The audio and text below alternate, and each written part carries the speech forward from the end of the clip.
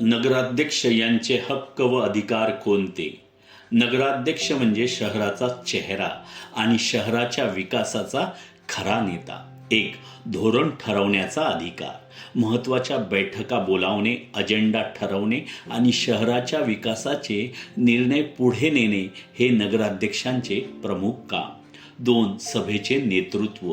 नगर परिषद किंवा महानगरपालिका सभेचे अध्यक्षस्थान सांभाळत शहराच्या निर्णय प्रक्रियेला योग्य दिशा देणे. 3. प्रशासनावर देखरेख. आयुक्त आणि इतर विभागांचे कार्य पारदर्शक, प्रभावी आणि जनहितात चालते याची धोरणात्मक जबाबदारी. 4. विकास योजनांचे नेतृत्व.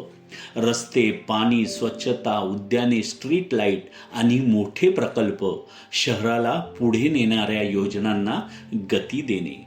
5. नागरिकांचा आवाज सरकारपर्यंत पोहोचवणे. शहराच्या समस्या, गरजा आणि निधीची मागणी राज्य सरकारपर्यंत ठामपणे मांडणे. 6. संकटात पहिलं नेतृत्व.